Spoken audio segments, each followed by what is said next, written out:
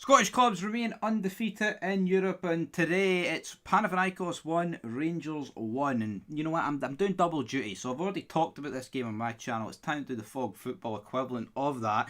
So we're going to spice it up, and we're actually going to talk about the potential ramifications later down the line. So Rangers, they get Victoria Pleasant, right? And that's all good. I'm expecting Rangers to get past Victoria Pleasant. So the real question is, what does the playoff round have in store?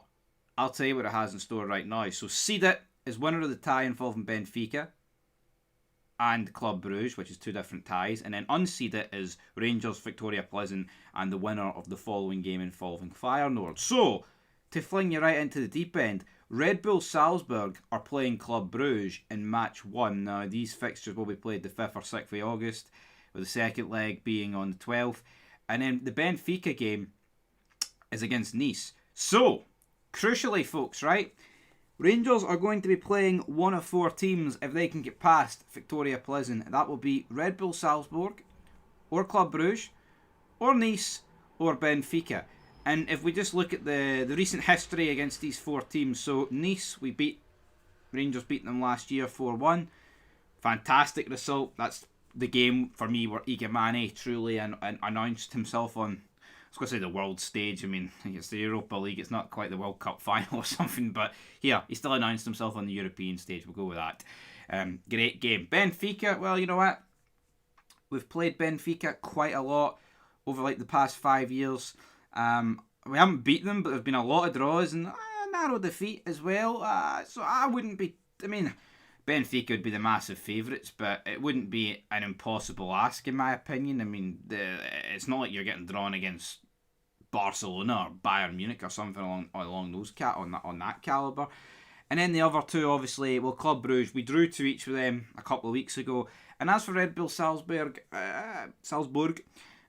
tough but doable. So Rangers, we know what's in front of us to get into the Champions League. And again, I'm not saying Nice would be as bad as what they were last season, but you would like to think that Rangers as a team have improved since like November last year when we went away to the south of France and took on Nice, and hopefully it'd be a nice one.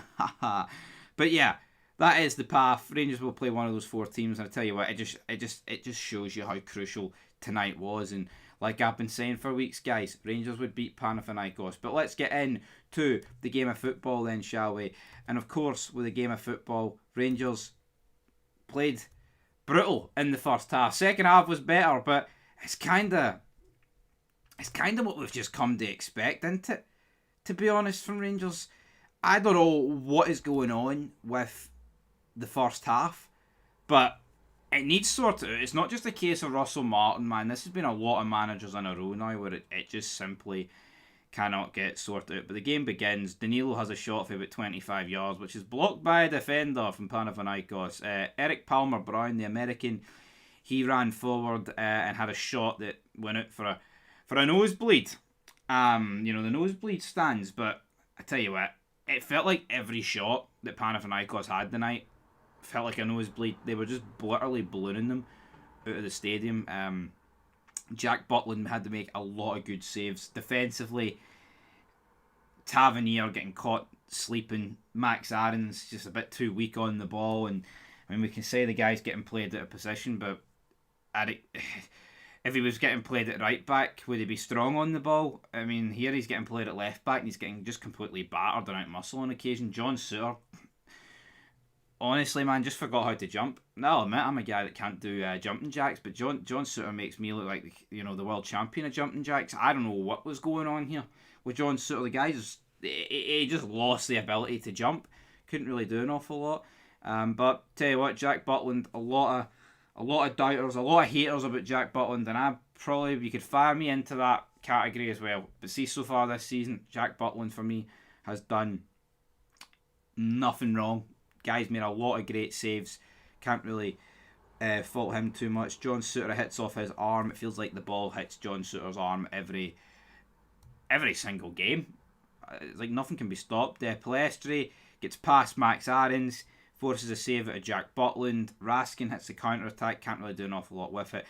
We pretty much did nothing in the first half, man. It was just Jack Butland again, making saves for Ian Andis. He had a bullet header. Joe Rothwell didn't get like a touch of the ball till about the 12th minute. So another quiet game for him. I feel like he goes under the radar a bit, Joe Rothwell, but there's some positions where I feel like that's fine, but then there's other positions where it's really not fine. I tell you what, but Palestri, again, the former Man United man, he gets on the ball, balloons it wide, and he has to score. And again, De Giga, questionable here. But again, the odd mistake for De Giga, but I feel like with the other three, there was just countless mistakes. And it's like deja vu last week. Finlay Curtis didn't have the greatest game as we go into the second half. He gets subbed off pretty early. But I tell you what, getting into half time at 0-0 feels like a massive win at this point, because it's like Halliday and Lovenkrands were saying, could have very easily been getting beat here. Very easily. Again, I do think it was a wee bit downbeat, considering the fact that we've got 45 minutes to go. We haven't conceded a goal and things are looking like relatively alright, because all we've got to do is, survive. But there was no changes at the break, even though I thought it might have required that. But they get a goal for Philip Duric. The ball creeps past Jack Butland. Flag goes up. And this is where I've just got a problem with VAR, man. It kills the game, because to me, right, I initially I didn't really know. The linesman's flags go up. I'm sitting there, you're begging for this to be offside, right? But then you look at the replay, and why does it take them like 3 to 4 minutes to decide here? Because he looks clearly onside, and then they're like, he's played on by Max Aarons and De Giga, I believe it was. So it takes him 3 to 4 minutes to decide that he's being played onside by two different guys. To me, that's just crazy, to be honest. But then we get a goal. Gazma came on for Finlay Curtis, and pretty much just like he did in the first leg, he's on like 2 minutes and he grabs a goal. Super sub, baby. The gas man, you know the score. And it's the hit. Danilo had a few like shots that didn't really do anything, but the ball falls to Gazma. It's an awkward height. It's just everything about it's awkward, but he just hits it, man, and it just clips the inside of the post on the volley. Brilliant, man.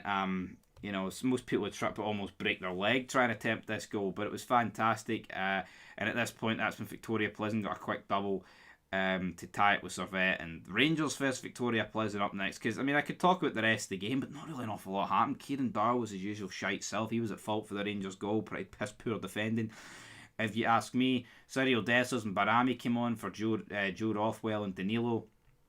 Yefty as well came on. Or did I just say that?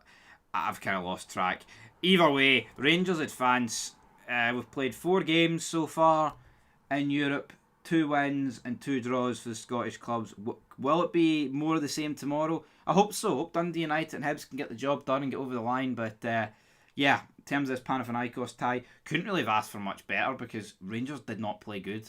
It was mainly shite, if we're being honest, over the 2 legs. But like I said in my vid, I don't care. See, as long as we win, I'll take playing shite. But there is going to come a time, folks, when we play a team that is capable of putting the ball in the back of the net, and we're going to get scudded like 6-7-0. And you may think that's an over-exaggeration. Like, for example, right, say we get past Servette and we beat Nice in the playoff. If we play the way we have in these qualifiers in the actual Champions League, and say we come up against PSG, I know that's that's like the pinnacle of world football right now, because they won the Champions League and they are just fantastic. With Luis Enrique in charge of them right now, you would fear the worst. It would be like double digits, because defensively there's a lot of frail passing, there's a lot of shite defending. You'd fear the worst against PSG even if we were firing on all cylinders, but I just think in Europe, with this style of play and the amount of times we get turned over and the amount of times we're just weak looking at the back, we are going to get scudded big time. But anyway, Rangers won, Panathinaikos won, no bad.